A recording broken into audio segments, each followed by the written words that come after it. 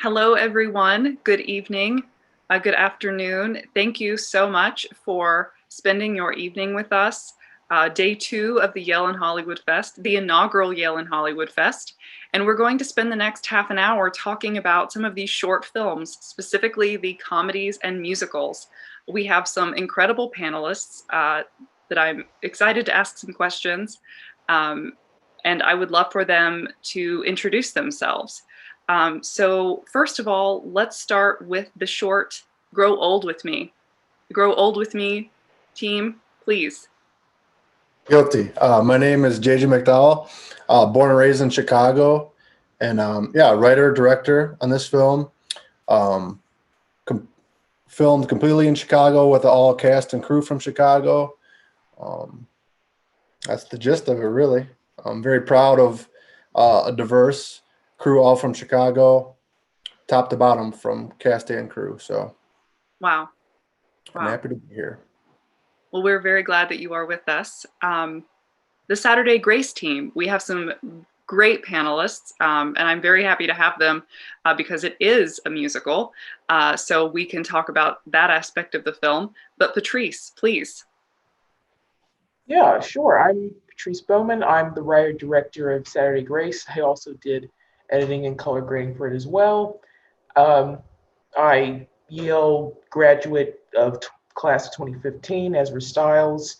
And yes, with this film, it's if you saw it, it's about like a grieving woman and a homeless lady who form a bond through dance. It's about friendship, faith, things like that, something uplifting. And on the panel, I have there's Martha Mook, my composer, Paul Chernovsky, my choreographer, and of course the co-star Wendy Higgy, who plays as the homeless lady Lila. Wonderful. Wendy, we're so glad you're here. Would you like to introduce yourself? Yes, hi, I'm Wendy Higgy, and I'm originally born and raised in Montreal, Canada. I moved to New York to study dance and singing and acting, and been very happy with my career. I love what I do. This particular film was such a joy to do when I saw the casting and they were asking for a homeless woman, which is one of the roles that I love to play. And then she was an ex-Broadway dancer, which is what I am. So the casting was just amazing. So I didn't pay Patrice to let me do the film, but it was such fun auditioning for it, and had an incredible time. So I continue to do what I do. I'm an actress, full-time actress, sing and dance as well. And yeah, so I'm glad to be here. So excited. Thank you so much. Paul, you also were involved in this film. Yes. I was a performer when I was younger, and I am a dance teacher, choreographer, and also a bit of a filmmaker as well. And right now, like the few films that I've made all incorporate dance into them. So that's kind of my passion, is within choreography as well as film. I love film in general, so it's a nice way to be able to blend my passions together. And a friend of a friend introduced me to Patrice, and that's how I got involved. So Wonderful. Well, speaking of the music, Martha, we would love to hear from you. Hi, it's great to be here, and I just have to say it was such a joy to collaborate with Patrice on this film. Sometimes when you're scoring a film and you have to watch it over and over and over again, you kind of get tired of it. And I never got tired of it. It's such a beautiful film, and I am electroacoustic violist, composer, um, and I'm until March 13th or so, I was playing on Broadway and playing at Carnegie Hall and playing out and all of that. I hope to get back there again sometime soon. But in the meanwhile, I also do quite a lot of composing for different media. I do a lot of solo work. In fact, I'm in the middle of a Latin American tour as we speak, Oh, wow. a virtual Latin American tour. I was in Bolivia last night and Colombia last week. So I do a lot of different things. You see my studio set up behind me. I had to turn it into a performance space right away because this is where I'm doing not only my writing but my performing as well. And that's sort of, in a nutshell, what's going on. So it's great to be here. Thanks for having me. Oh, well, thank you. And our final film represented here this evening is an untamed artist. So, Kristina. Hi guys, I'm Kristina. I'm currently a high school senior. I was born and raised in Taiwan, and An Untamed Artist was shot, edited, sound designed entirely by myself. And for the past few years, I've been doing a lot of research on Indigenous minorities here in Taiwan.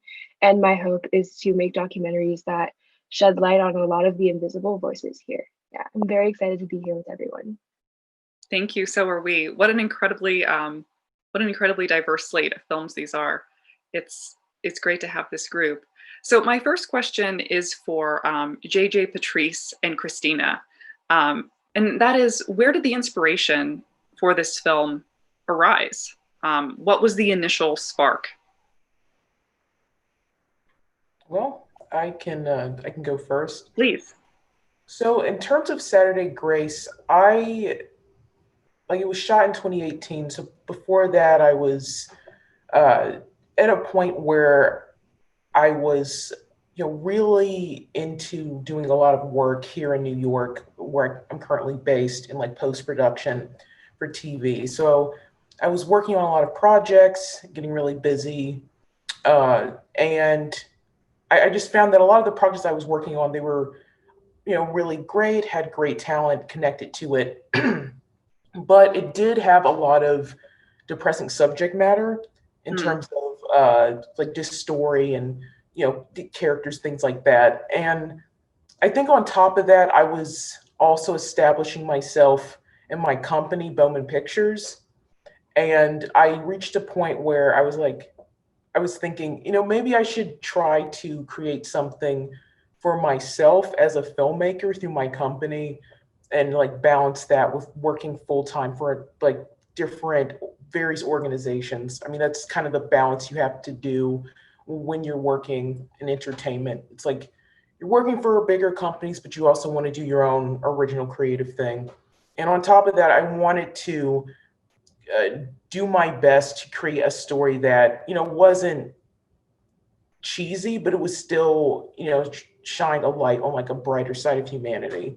I would also say that a part of that story was also just wanting to create, it was going to be my second go at faith-based filmmaking. Like my senior thesis film was about this woman who, it's a mother and a daughter, they're Christians, but the mother is starting to develop dementia, and the woman's whole life is just like thrown out of whack because of this tragedy that's unfolding slowly in front of her. So with this time around, still approaching faith in like a more complex way in terms of like character development and nuance and complicated situations, but like I said, just a little bit more positive. Right. I would say that on top of that, so it's like four things at this point. Just wanting to see what would happen in New York, or a place where everyone's like going by super quickly. Like what happens if like someone bumps, and instead of like them going their own way or getting annoyed, maybe they both realize that there's something to the other person. Like they're not just some person that was in the way. They have their own story and like hopes and dreams. They actually form some kind of friendship and become more positive in the same way. Wow. And I think you have certainly accomplished all of that. Yeah. What about you, JJ? What was the inspiration? Well, at the end of the day, my number one goal is to just grow old with my wife. that's the very short answer. But I was hired by a producer to write a film, a thriller, with autonomous cars. So, which is like nothing to do with this, but I wanted to find a story that has some heart. So I came up with a story about a younger couple, and one of them gets diagnosed with cancer, and they pretend to have their 40th anniversary as if they did grow old together. And then the full-length feature that I wrote, while they're pretending to have their 40th anniversary, one of them gets kidnapped, and then there's all this crazy autonomous cars. It's ridiculous. It'll never get made. But I wanted to take the short film, which was just the heart of that ridiculous tentpole movie. So I just took the heart of that film and made a short. Wow, that's very neat. Kristina, where did you find your inspiration and impetus? Yeah, so my family and I have this tradition of going down to the south of Taiwan, where there's a lot of indigenous communities, previously unknown to me completely. And every year we would go down and we would backpack across the coast. And so this one year we were stopping by this indigenous cafe. My mom is a huge coffee fan, and so am I. So we stopped by and we found out all these paintings they looked so different from the ones we were used to. And so that immediately shocked me, and I wanted to understand the story behind them.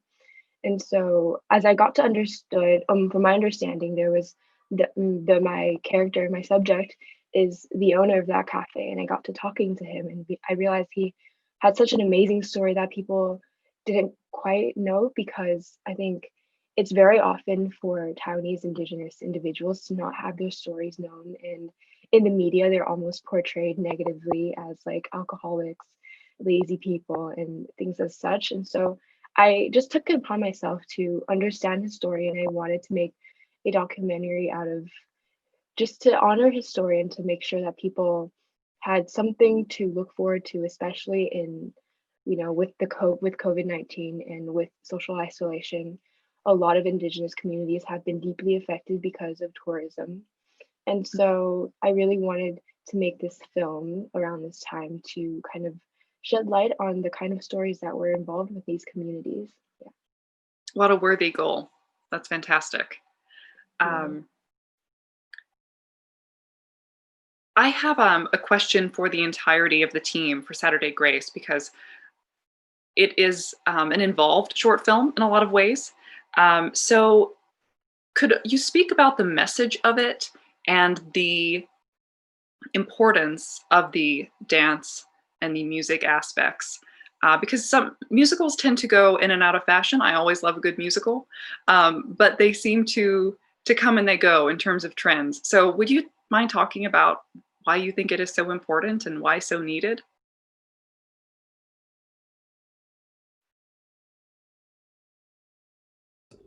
Well, I mean, I definitely want everyone to share their story, but I'll just briefly say, in terms of the questions about the importance of like the musical element of it.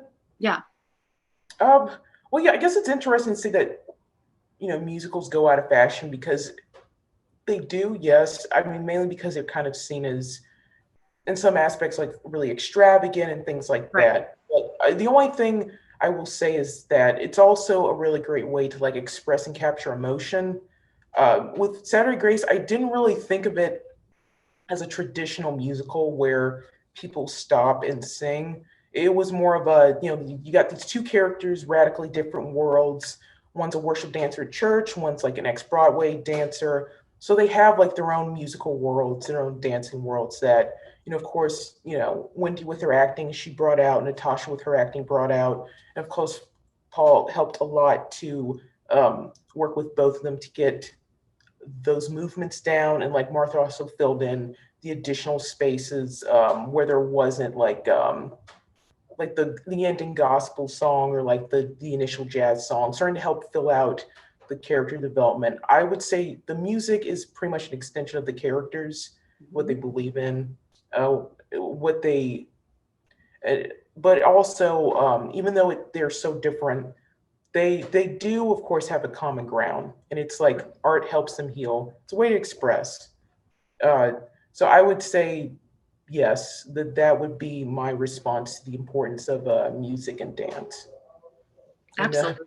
jump in, everyone else. Yeah, I would say that I would definitely wouldn't call it a musical in the sense like Sound of Music, where Right. you stop and break into song. But what I think the way that the characters are are portrayed, you understand who they are through the music. They said it's their soul, and whether it's like a flashback or they start dancing, you understand who they are through the music. And I think it's really an amazing way of character development in a very short amount of time too. Yes.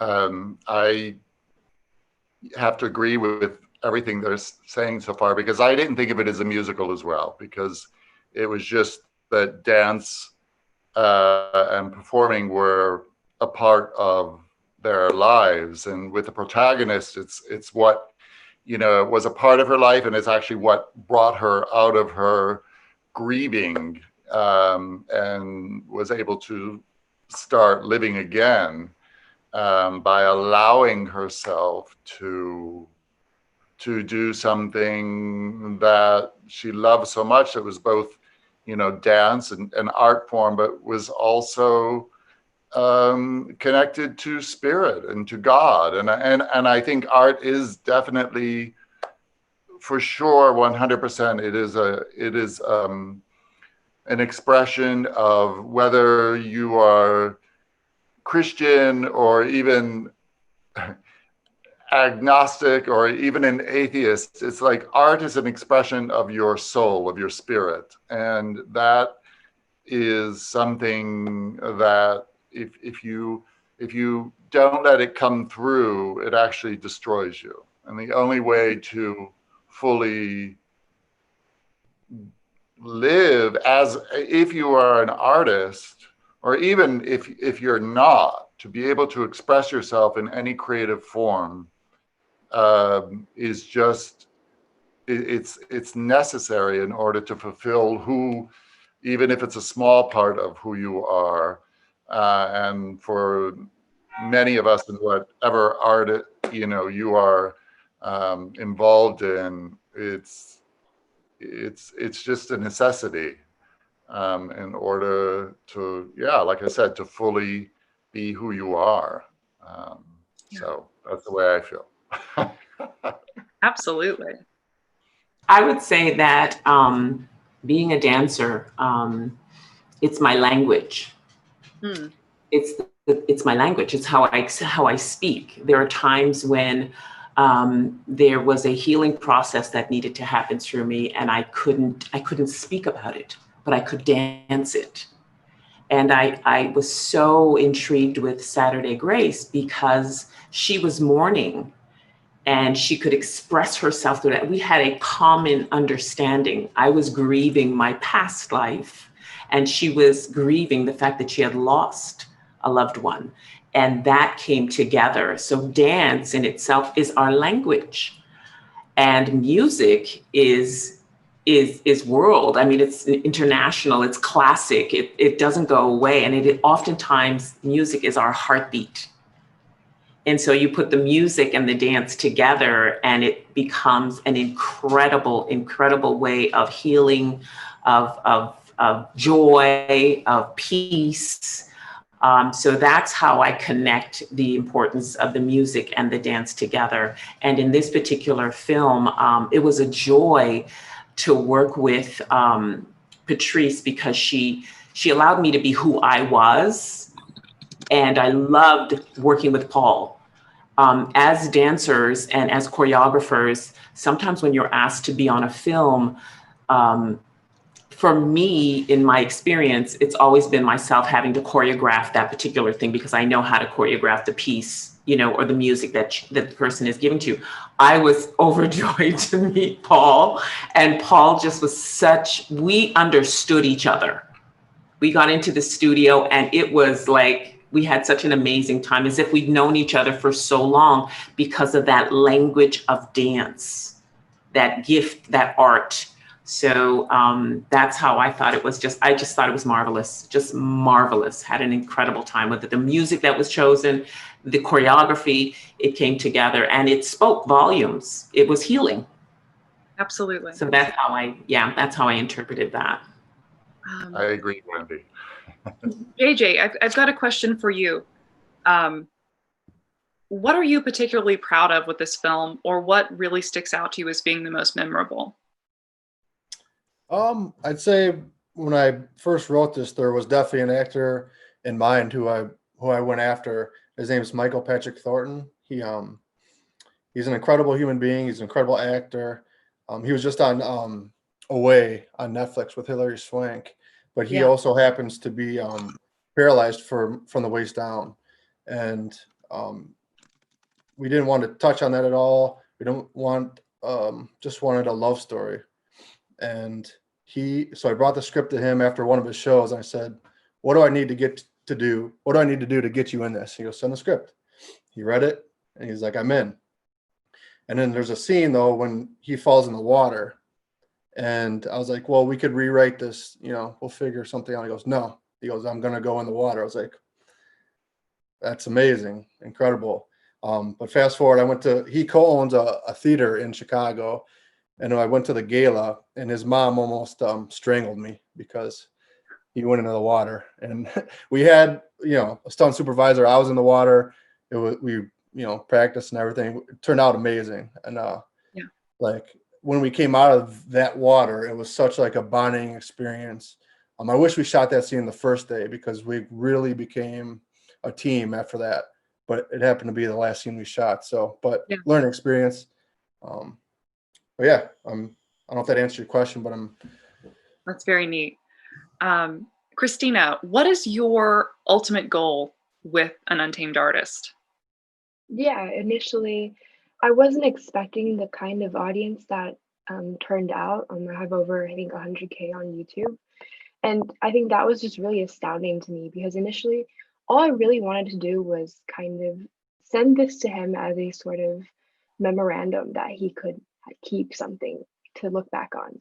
It's almost as like a life story that he could look back on and see, oh, this is what I've achieved in this lifetime. And so at first I sent this to the artist, Yosefu, and he really liked it. And so he recommended that I put this on YouTube, and he also shared this with his fan base. He's quite renowned across the UK and also in Taiwan. So lots of people responded to it. And so initially, really, I wasn't expecting to share this with a lot of people, but then it ended up being quite successful in Taiwan specifically.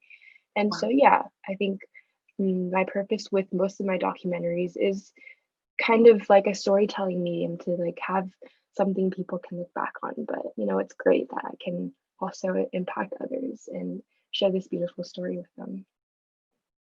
Absolutely. Absolutely. At this point, I would like to open up the floor. Should any of the attendees have questions for the filmmakers? Again, we've got 3 amazing shorts represented here: Grow Old with Me, Saturday Grace, and An Untamed Artist. So anything that you would like to ask the filmmakers, now is your chance.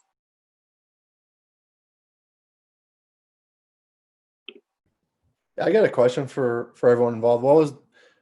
What did you take away as far as the biggest learning experience on these shorts?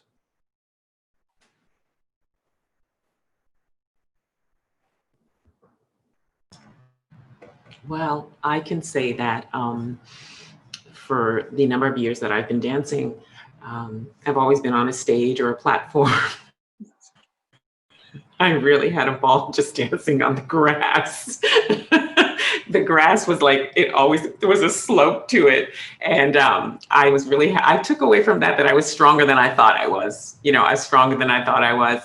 But I just loved, I'm being a little comical on that one, but I think the thing that I came away with was how we can actually capture these moments in time through the gift of music and dance.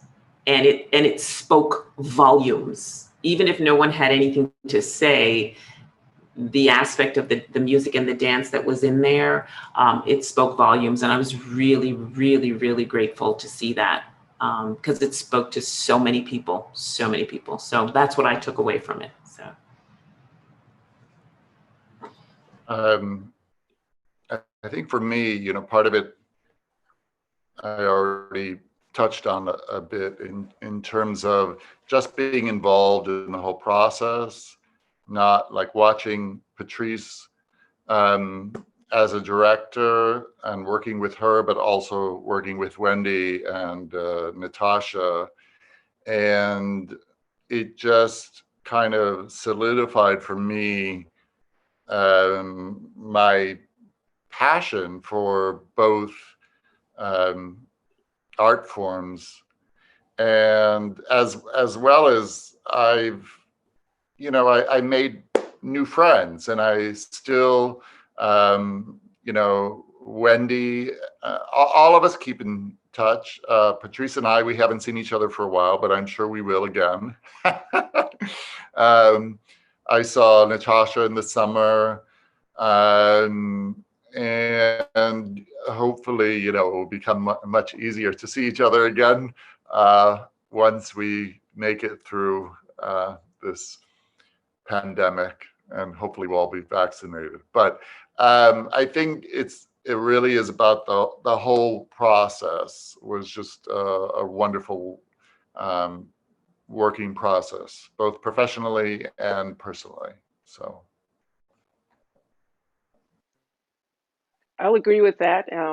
Just to say, I haven't met anybody else except for Patrice, because the life of a film composer is pretty much solitary in your studio watching most of the finished process. But I felt like I knew everybody that was involved in it, and it's always a different way that you collaborate. So sometimes it's very hands off. Sometimes it's you get told what to do. I try to avoid those situations where I'm only told what to do. But Patrice was wonderful to collaborate with, and she gave me ideas in terms of, the music that's there. The source music is just amazing. The gospel music and the music that they're dancing to, and I had to sort of be in between. What does it mean? The between that music and what's inside their souls. So that's what my role was, I felt. Well, we are almost at time, so I want to ask one more question, and this comes from our attendee, Lucy. So thank you, Lucy, for this question. And this question is for Kristina, Patrice, and JJ. What kind of stories are inspiring you right now? Let's start with Kristina. Yeah, I think with the pandemic going on, I think in particular, I think normal stories of what people's lives are like, getting into like a deep dive of what normal life is like, because I think we all would like to go back to where life was like before this year. And so in particular, I've been, during the time which I've been allocated, I've been able to go out and interview just normal people going by, walking on the street, and really getting to know their stories, because they're all very different. And so, yeah, at this time, what's really inspiring me is just normal, mundane activity. Yeah. That's great. JJ, what about you? Stories that inspire me are, I'd say, any stories with hope involved, especially during this time. But personally, I've been doing some research. This kind of contradicts that word, but on substance abuse. A close family members going through a rough time, so I'm trying to find some hope in there and doing a lot of research and trying to find some hopeful stories on that end of the road. So. And finally, Patrice, what kind of stories are inspiring you right now? Final thoughts for this panel. Yeah, I would say two things. One is sort of, as we're all kind of isolated, just how access to like news and the internet I guess keeping in mind like how much of an impact the documentary The Social Dilemma has made in pop culture, and people being aware of social media and how it impacts people. That's always on one side of my mind, especially now since people can't really live their normal lives. But on the other side, it's also a question of people during this time actually going out and in their own ways continuing to combat injustices within society, and even if they're not doing something as big as that, just like staying connected to people. So those are like some of the ideas and stories that sort of swirl along in my mind right now. We need hope, and so thank you for ending on that note and sharing what's inspiring you. And I want to thank you all again for being here. It was an absolute joy to watch your films and program them into this inaugural Yale and Hollywood Fest. So thank you so much for your time and your talent. Please, everyone, come back for the session at 6 Pacific. We'll be talking about dramatic shorts, and have a great night, great rest of your weekend. Thank you again so much.